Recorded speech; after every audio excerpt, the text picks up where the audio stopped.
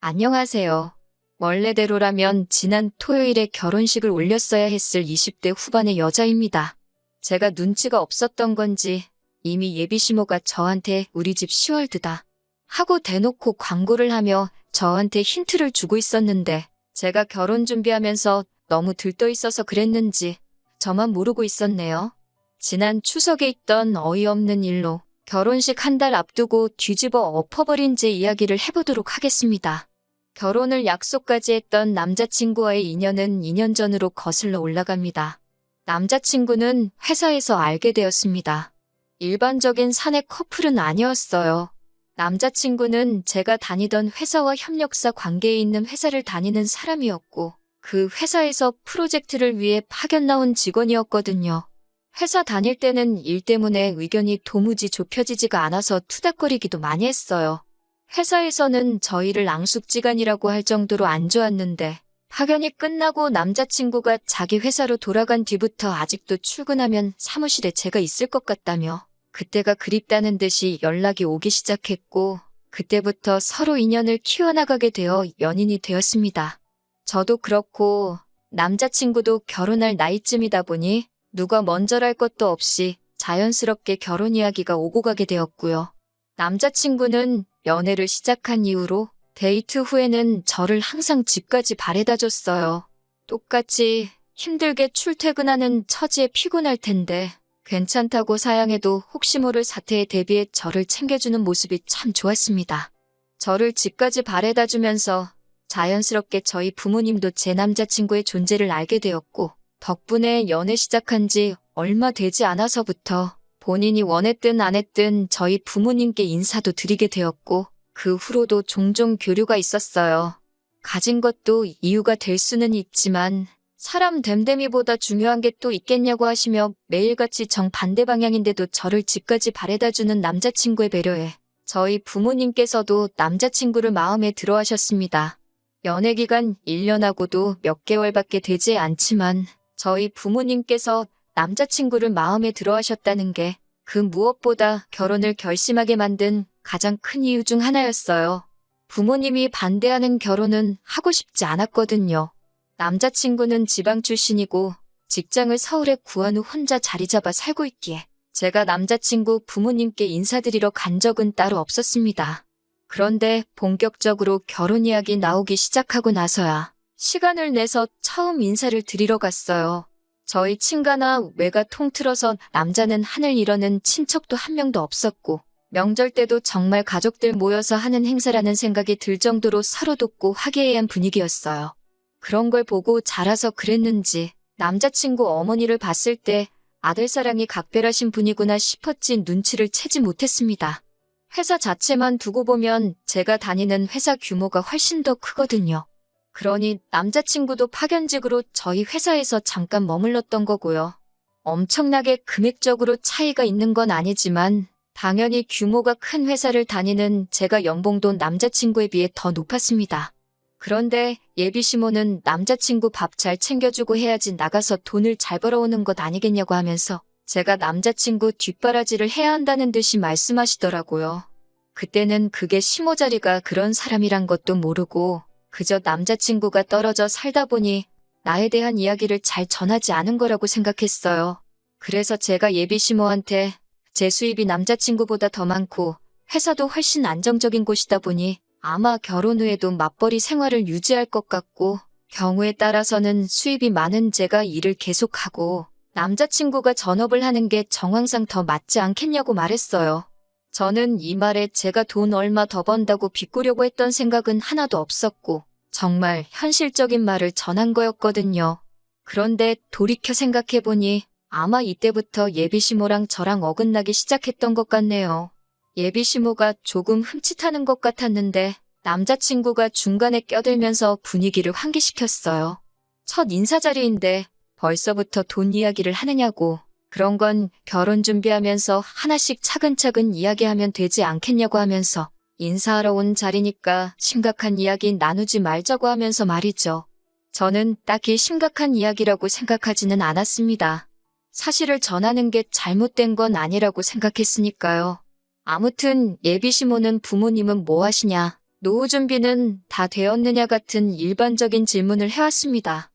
회사에 입사할 당시에도 면접 질문이 이렇게 쉬지 않고 나온 적이 없었는데 며느리 자리 면접 보는 기분이었습니다.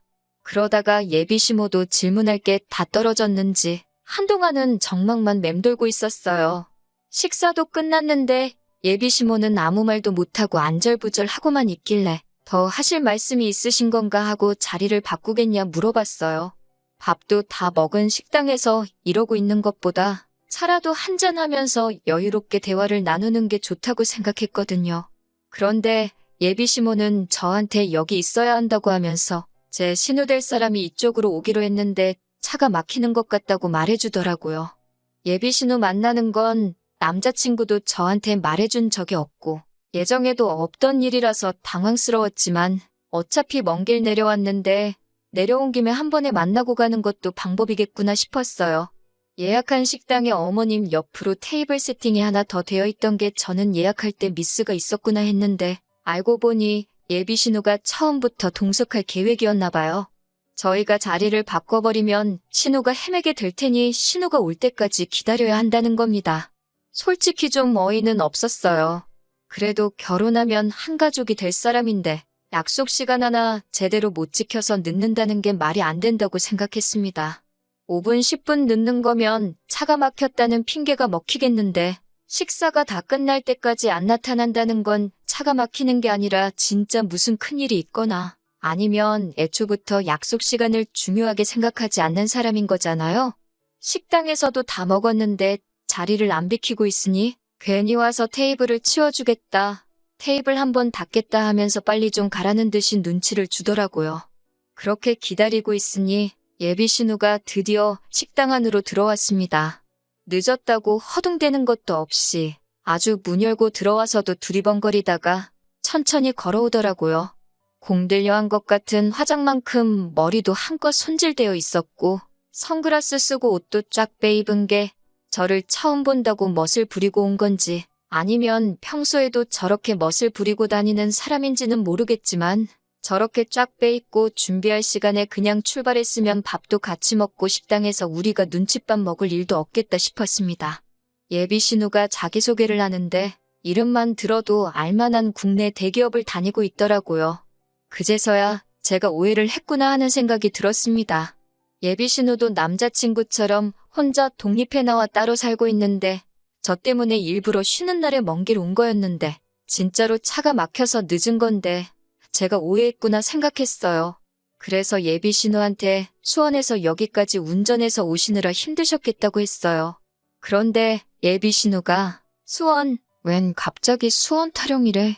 이러면서 자기는 여기 근처에서 살고 있다고 말을 하더라고요. 그러고는 앞뒤 다 잘라먹고 저한테 월급 관리는 어떻게 하고 있냐고 묻더라고요. 자기한테 재무설계 좀 받아보라고요. 보험하시는 분들이 나쁘다고 하는 말은 아니지만 자리가 결혼을 앞두고 처음 시어머니 될 분에게 인사드리러 온 자리였던 만큼 경우라는 게 있는데 조금 그렇더라고요. 약속에도 없던 예비신우가 이 자리까지 굳이 참석한 이유가 저한테 궁금한 게 있던 것도 아니고 인사를 하러 온 것도 아니라 단지 저한테 재무설계를 해준답시고 생명보험 가입을 권유하러 나왔다는 게 믿기지가 않았습니다. 대기업 다닌다고 한 자기소개 또한 그 회사를 달리 다니고 있던 게 아니었네요. 제가 아무리 눈치가 없어도 예비신우 행동은 누가 봐도 무례한 행동이었습니다. 가입할 생각도 없었고 더 이야기 들을 가치도 없다고 생각해서 그 자리에서 딱 예비신우의 말을 잘랐어요. 저는 재무설계 받을 생각도 없고 당장 보험도 들고 싶은 게 없으니 그만 말하셔도 될 것 같다고, 그쪽 일을 하시는 것 같으니 나중에라도 제가 도움이 필요한 일이 생기면 그때 연락을 드리겠다 하고 딱 잘라버렸죠. 남자친구 차 타고 서울로 돌아가는 길에 남자친구도 누나가 오는 건 자기도 몰랐다고 잡아떼더라고요. 온다는 말에 설마 했는데 진짜로 거기까지 와서 저한테 보험을 팔려고 할 줄은 몰랐다고 슬쩍 신우의 행동을 비난하면서 사과를 하는데 다른 사람도 아니고 자기 누나가 그 자리에 오는 걸 몰랐다고 하는 말이 조금 의아하긴 했습니다.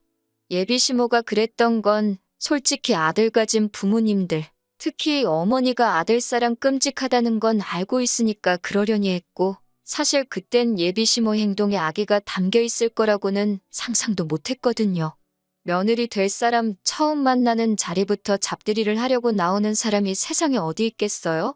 아무튼 여차저차 그렇게 첫 만남이 끝나고 나서 시간은 흘러갔죠. 그리고 양가 상견례 날짜가 잡히게 되었어요. 장소는 남자친구 본가에서 예비시부모가 수배해 놓는다 했습니다.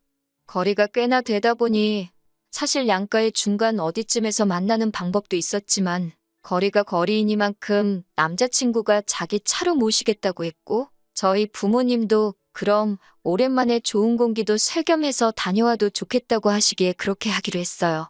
그런데 상견례 장소라고 도착을 하고 나니 저는 주차장에서부터 경악을 금치 않을 수가 없었습니다. 도착한 곳이 동네에 있는 곱창구이 집이었거든요. 설마 했어요. 주차장만 공유하고 건물 안에 따로 적당한 장소가 있는 줄만 알았습니다. 남자친구 따라 들어가니 곱창구이 집 안에 이미 시부모님이 자리 잡고 앉아서 저희를 기다리고 계시더군요. 조용하게 방이 따로 있는 것도 아니고 그냥 시끌벅적한 평범한 곱창구이 집이었습니다. 자리에 앉으니 예비시모가 한다는 말이 상견례도 결혼식도 따지고 보면 허례허식 아니겠냐고 괜히 폼 잡는다고 맛도 없는 한정식 집 같은 데서 만날 바에야 평소에 좋아하고 먹고 싶은 거 먹는 게 최고 아니겠냐면서 이 집이 그래도 동네에서 소문난 맛집이라고 설명을 해주더라고요. 저희 부모님도 당황하신 듯해 보였지만 듣고 보니 그 말도 맞다면서 그냥 웃어 넘겨주셨어요. 저는 그 와중에도 혹시 신호가 와서 영업 같은 거 하지 않을까 테이블 위 세팅부터 살펴봤습니다. 인원수대로 준비되어 있는 게 정말 다행스럽게도 신호는 안 오는 것처럼 보였어요. 양가 어른들이 처음 만나는 의미 있는 자리를 가지고 그걸 허례허식이라고 말하는 것도 어이가 없었어요. 더더욱이 남자친구는 상견례 장소가 다른 곳이 아니라 곱창구이 집인 걸 이미 알고 있었으니 저한테 귀뜸조차 해주지 않았다는 사실이 실망스러웠습니다. 이런 데서 상견례를 할 거였으면 차라리 제가 시가하고 저희 집 중간쯤 위치되는 곳에 분위기 좋고 조용한 곳으로 예약이라도 했었을 텐데 말이에요. 저희 부모님이 괜찮다고 웃어넘기지만 않으셨으면 자리 박차고 일어났을 겁니다. 그나마 다행인 건 그래도 자리의 중요성을 알고는 계시는지 중요한 대화가 끝날 때까지 따로 식사는 시작 안 하시고 상견례다운 이야기를 주고받았다는 거예요. 결혼식은 애들 직장이 서울이니 서울에서 올리는 게 좋겠다던가부터 시가 쪽에서 오기 편하라고 대절버스를 보내겠다는 이야기, 애들 반반 결혼하기로 했으니 예단 예물은 생략하고 대신에 서울에서 결혼식 올리는 만큼 저희 쪽에서 결혼식 비용을 하겠다. 이런 이야기가 오고 갔고 예비시모도 어떻게 결혼식 비용을 한쪽에서만 되느냐 하면서 꾸민비로 어느 정도는 저한테 돌려주겠다 하는 정상적인 이야기가 오고 갔습니다. 식사가 끝나갈 때쯤에 남자친구가 슬쩍 누나는 오늘 안 오느냐고 눈치도 없이 물어보더라고요. 안 오는 것 같아서 마음 놓고 있었는데 예비시모도 아니고 남자친구가 지 누나를 찾고 있으니 어이가 없었어요. 예비시모는 기다렸다는 듯이 안 그래도 한번 인사는 시켜드려야 하는 거 아니냐 하시면서 자리에 부를까 말까 하시길래 제가 오늘만 날이 아니니까 신우는 없어도 되겠다고 중간에 말을 잘라서 겨우 무마시켰네요. 저희 부모님도 제 행동에 뭔가 눈치를 채신 듯 식사까지 다 끝났는데 오라가라 하는 것도 아닌 것 같다며 저한테 동조를 해줘서 남자친구 누나가 오는 것까지는 어떻게 잘 무마가 되었습니다. 자리는 나중에 마련해보자고 했고 상견례는 그렇게 잘 흘러갔네요.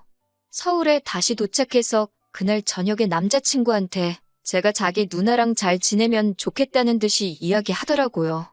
시자 들어간다고 벌써부터 그렇게 싫어하는 티를 낼 필요가 있느냐며 뭐라고 하는데 너네 누나가 첫 만남에 나한테 보험가 있거니만 안 했어도 나도 그렇게 행동하지 않았을 거다 말하니 저보고 너무 그 사람이 하는 일을 가지고 사람 됨됨이를 평가하는 건 나쁜 버릇이라고 저를 가르치려고 하더라고요. 누나가 뭐 등쳐먹으려고 하는 게 아니라 정말 도움이 되는 거니까 도와주려고 하는 일을 가지고 너무 나쁘게만 본다나요? 이제 한 가족인데 자기 얼굴 봐서라도 한두 개쯤 가입하는 거 어려운 일 아니지 않느냐고 하는 거예요. 한두 개쯤 들어줄 수 있지요. 그런데 제가 어머님 처음 만나는 자리라든지 양가 어른들 처음 만나는 자리에서 영업하게 두는 게 맞는 행동이냐고 따지니 더 말은 못하더라고요. 나중에 따로 자리를 만들자고 했으니 그때 이야기하는 게 좋겠고, 솔직히 가족이 된다는 이유로 필요도 없는 거 가입하라고 강요하는 거 저는 원치 않는다고 다시 강조를 했더니 기분이 나쁘다는 듯이 툴툴대면서 누나 이야기는 이제 그만하자고 알아서 대화를 잘라주더라고요. 상견례 이후로 별다른 일도 없었고 결혼 준비도 다 마무리가 되었습니다. 그리고 정말 결혼식만 앞두고 있었어요. 그런데 얼마 전 추석에 기어이 일이 벌어지고 말았습니다. 예비시댁의 연휴 중에 한 번은 찾아가야 되나 말아야 되나 고민이 되었습니다. 마음 한편에서는 왠지 과일 바구니라도 하나 들고 시댁을 찾아뵈야 하는가 하는 의무감이 들기는 했는데 솔직히 같은 서울에라도 있다면 생각이라도 해봤겠지만 차로 몇 시간을 가야 하는데 엄두도 나질 않았어요. 게다가 어떻게 보면 결혼하기 전 맞게 된 마지막 명절인데 막내딸로 부모님 앞에 어리광 부릴 수 있는 마지막 기회인 것 같아 그냥 이번 추석에는 집에서 가족들과 함께 보내며 쉬어야겠다는 생각을 하고 있었습니다. 그런데 명절 연휴 시작하자마자 남자친구가 저희 집 앞이라고 연락이 왔습니다. 속으로 엄청 뜨끔했죠. 이미 연휴 시작 전부터 어떻게든 안 갈 궁리를 하고 있었는데 생각도 못한 남자친구가 이렇게 찾아왔으니까요. 그래서 집에서 편하게 입고 있던 상태로 나가서 남자친구를 마중 나갔는데 남자친구가 놀라면서 저한테 복장이 그게 뭐냐고 뭐라고 하더라고요. 집에서 있는데 뭐 차려입고 있어야 되냐고 했더니 그 옷 입고 지금 자기 부모님한테 갈 거냐고 물어보는 겁니다. 남자친구는 명절이라고 우리 집에 인사드리러 온 게 아니었던 거예요. 저를 예비시가에 데려가려고 찾아온 거였던 거죠. 사전에 저한테 미리 물어보지도 않고 지 멋대로 지금 뭐 하는 거냐고 한마디 했더니 명절인데 며느리가 당연히 가야 되는 거 아니냐고 하더군요.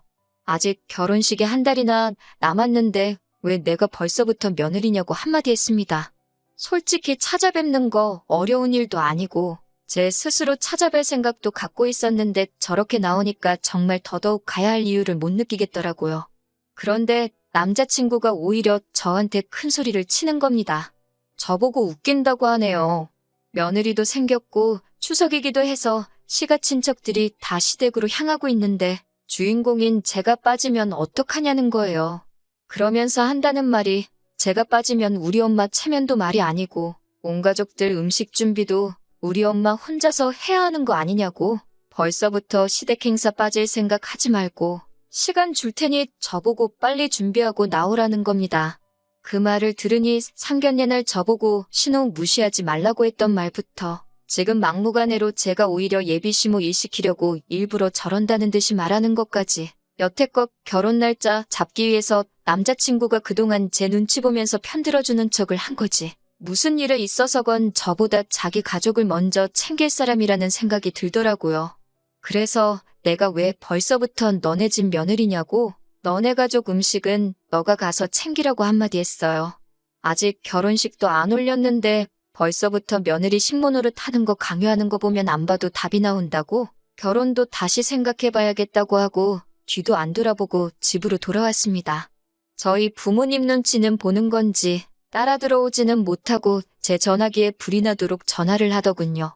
마지못해 전화를 받으니 쩔쩔매면서 자기 본심이 아니라며 미안하다고 사과를 하더라고요. 본심이 아니면 뭔데 이러냐고 물으니 예비시모가 저를 처음 봤을 때부터 아주 고집도 세 보이고 신호가 제 생각해서 물어본 걸 가지고 말도 끝까지 안 들어보고 딱 잘라서 말하는 꼴이 아주 시가족 알기를 우습게 안다면서 저 같은 애는 결혼하기 전에 버릇을 제대로 들여놔야 한다고 했다는 겁니다. 아주 제 길을 죽여놓고 확 잡아놔야지 앞으로 결혼하면 자기가 편하다고 했다는 거예요. 그런 걸 시키는 예비시모도 그리고 그걸 또 시킨다고 실행에 옮기고 있는 남자친구도 어이가 없고 정이 떨어지더라고요. 그리고 그걸 지금 제 마음 돌려놓겠다고 사과랍시고 하고 있는 꼴을 보니 더 길게 생각할 것도 없더라고요. 내가 뭐 짐승도 아니고 길을 들여서까지 가족의 일원으로 삼으려고 하냐고 결혼 전부터 이러는데 결혼하면 어떻게 될지 눈에 선하다고 그냥 결혼은 없던 일로 하자고 했습니다.